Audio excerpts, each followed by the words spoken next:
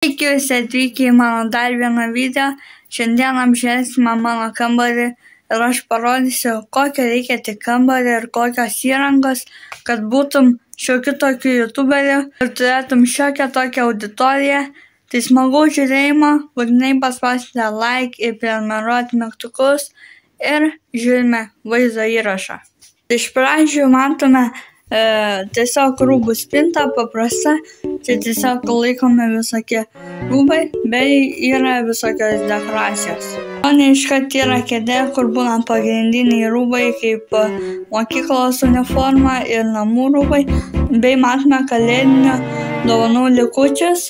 Tada galima iš karto peržvelgti lovą, kurioje praleidžiu tarp 8 ir 10 valandų visos dienos, bei yra vėl dekoracijų gražių ir aš čia savo miegu tiesiog. Bei prie lovos stovi radiatorius, kuris mano kambarį prišildo ir taip aš galiu išgyventi nuo šalčio. Bei matome vėl dekoraciją.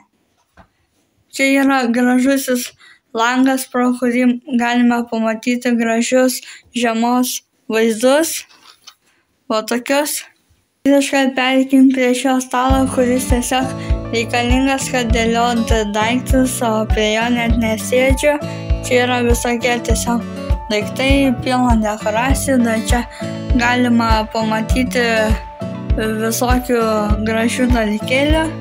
Ir tada eina čionai ir galim pamatyti handelius ir pleskos svajonės, bei galim visokių pamatyti čia dalykų.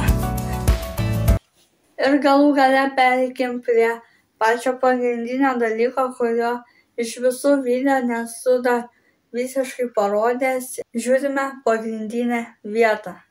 Tai čia tiesiog matome mano kompiuterį, kuris naudojamas daug dalykų, tai YouTube'ui ir viskas realiai, ir filmams. Ir tada čia matome pamokas, šitą praleiskime ir matome santaupas, renkame pinigus. Minėjau video, kurį pamatysite kažkuriame iš šių šono, renkame pinigus GoPro ir čia matome dar pamokas. Tai tiek tai reikia, kad būti šiokiu tokiu youtuberiu, reikia turėti tik paprastą telefoną, kuris galėtų filmuoti ir turėti kažkokią nemokamą programą, kuri galėtų sumontuoti ir viskas. Ir tiesiog kelti vaizdo įrašus ir juos filmuoti. Nebūtina turėti geros įrangos, kad būtum šioks toks youtuberis ir turėtum neblogą auditoriją. Tai tiek šiam video.